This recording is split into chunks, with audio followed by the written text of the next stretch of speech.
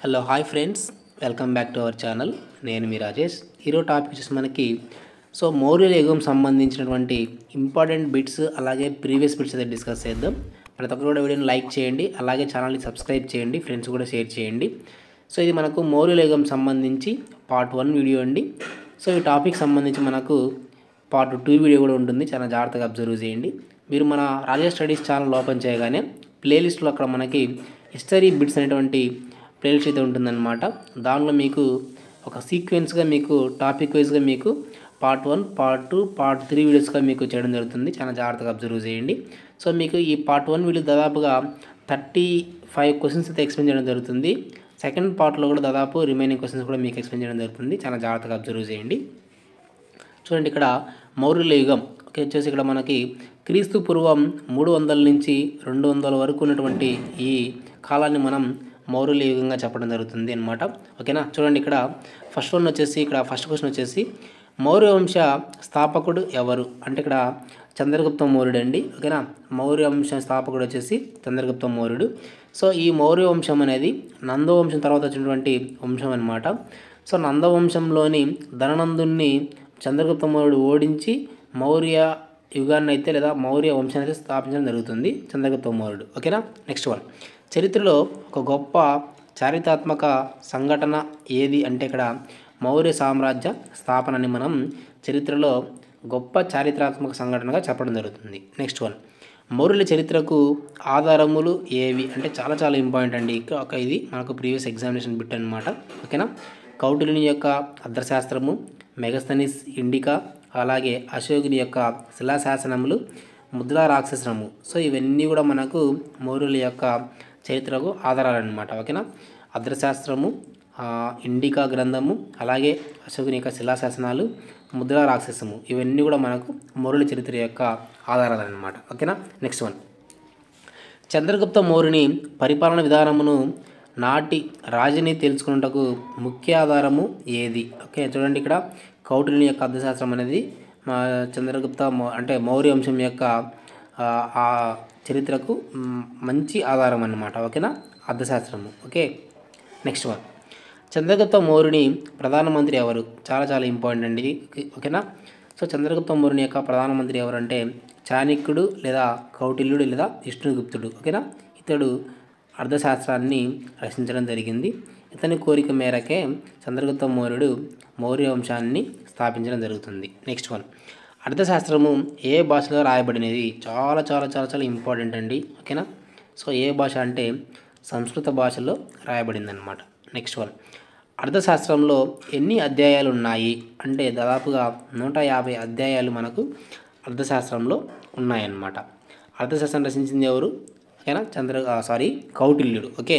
Next one, అర్థశాస్త్రంలో ఎన్ని శ్లోకములు ఉన్నవి అంటే దాదాపుగా 6000 శ్లోకములు అర్థశాస్త్రంలో ఉన్నాయి.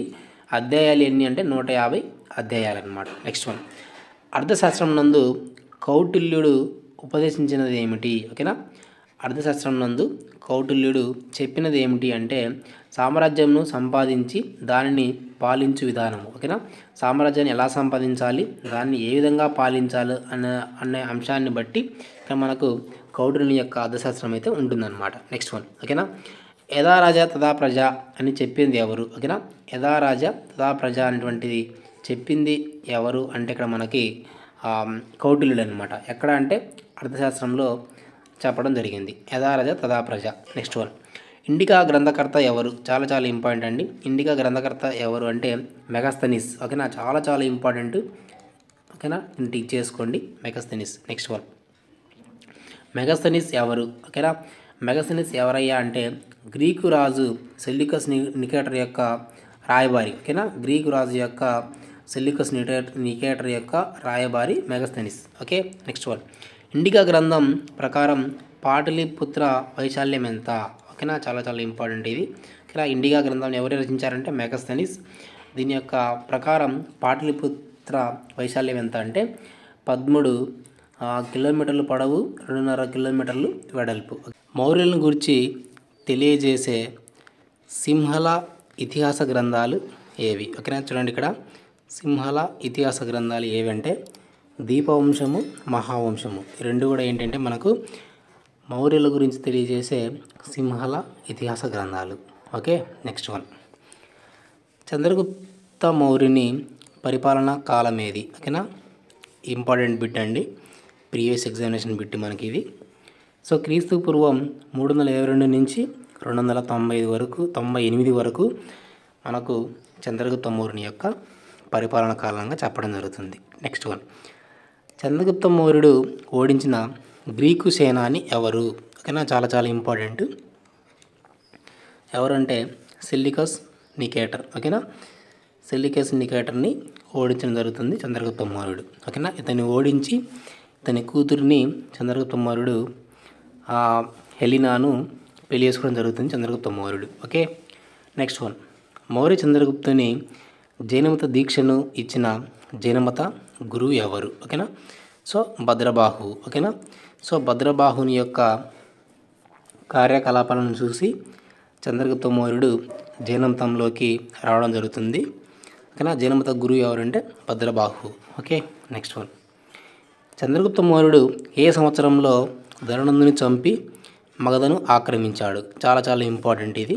ఓకేనా, సో క్రీస్తు పూర్వం 322వ సంవత్సరంలో మనకు చంద్రగుప్త మౌర్యుడు మౌర్య సామ్రాజ్యాన్ని స్థాపించడం జరుగుతుంది. ఓకేనా, ధననందుని ఓడించి. Next one. నందవంశ నిర్మూలనకు చంద్రగుప్త మౌర్యునికి తోడ్పడింది ఎవరు? ఓకేనా, చాణక్యుడు లేదా కౌటిల్యుడు లేదా విష్ణుగుప్తువు. Next one. చంద్రగుప్త మౌర్యుడు ఎక్కడ మరణించాడు? చాలా చాలా ఇంపార్టెంట్ ఇది. ఎక్కడ మరణించాడంటే కర్ణాటకలోని శ్రావణ బెలగోలాలో సల్లేఖన వ్రతం చేస్తూ అతను తన ప్రాణాన్ని అయితే విడడం జరుగుతుంది. Next one. మౌర్య చక్రవర్తులలో గొప్పవాడు ఎవరు అంటే ఇక్కడ అశోకుడు. ఓకేనా, మౌర్య సామ్రాజ్యం మొత్తంలో కల్లా మౌర్య చక్రవర్తులలో మొత్తంలో కల్లా గొప్ప వ్యక్తి లేదా గొప్పవాడు ఎవరంటే అశోకుడు. అశోకుని యొక్క తండ్రి పేరేమిటి? ఓకేనా, అశోకుని యొక్క తండ్రి పేరు వచ్చేసి బిందుసారుడు. ఓకే, చాలా చాలా ఇంపార్టెంట్ అండి ఇక్కడ. బింబిసారుడు కాదు, బిందుసారుడు. Okay, next one. అశోకుని పాలనా కాలం ఏది? ఓకేనా, క్రీస్తు పూర్వం 274 నుంచి 237 వరకు ఉన్నటువంటి కాలాన్ని అశోకుని యొక్క పరిపాలనా కాలంగా చెప్పడం జరుగుతుంది. Okay, next one. బిందుసారుని యొక్క పరిపాలనా కాలం ఏది? క్రీస్తు పూర్వం 298 నుంచి 274 వరకు. ఇతని కుమారుడు అశోకుడు కాబట్టి అశోకుని పరిపాలనా కాలం ఇక్కడి నుంచి స్టార్ట్ అవుతుంది. ఓకేనా, అశోకుని జీవిత గతిని మార్చిన యుద్ధం ఏది? కళింగ యుద్ధం. ఓకేనా, కళింగ యుద్ధం ఎప్పుడంటే క్రీస్తు పూర్వం మనకి 261. క్రీస్తు పూర్వం 261లో మన కళింగ యుద్ధం అయితే జరిగిందనమాట. కళింగ యుద్ధం ఎప్పుడు జరిగింది చెప్పే కదా ఇక్కడ. క్రీస్తు పూర్వం 261 సంవత్సరంలో కళింగ యుద్ధం అయితే జరిగింది. నెక్స్ట్ వన్ చూడండి. కళింగ యుద్ధ వర్ణనను గల అశోకుని శిలాశాసనం ఏది? కళింగ యుద్ధం గురించి అశోకుడు ఏ శిలాశాసనంలో వేయించాడంటే 13వ శిలాశాసనం. చాలా చాలా ఇంపార్టెంట్ అండి 13వ శిలాశాసనం అనేది. ఓకేనా, ఈ 13వ శిలాశాసనంలో మనకు అశోకుడు చాలా విషయాల గురించి అయితే చెప్పడం జరుగుతుంది. ఓకేనా, ఇంపార్టెంట్ శిలాశాసనం. Next one. అశోకుని శిలాశాసనం బట్టి అతని రాజ్య విస్తీర్ణం ఎంత? చాలా చాలా ఇంపార్టెంట్. ఓకేనా, తమిళనాడు, అస్సాం తప్ప భారతదేశం అంతా కూడా అతని యొక్క రాజ్య విస్తీర్ణంగా అశోకుడి శిలాశాసనంలో చెప్పడం జరిగింది. ఓకేనా, సో ఇవి మనకు పార్ట్ 1 వీడియోలో భాగంగా మౌర్య సామ్రాజ్యం గురించి. సో రిమైనింగ్ పార్ట్స్ కూడా ఈ టాపిక్ సంబంధించి మీకు చెప్పడం జరుగుతుంది. ఇలాంటి అప్డేట్స్ కోసం ఛానల్ని సబ్స్క్రైబ్ చేయండి. Thank you for watching.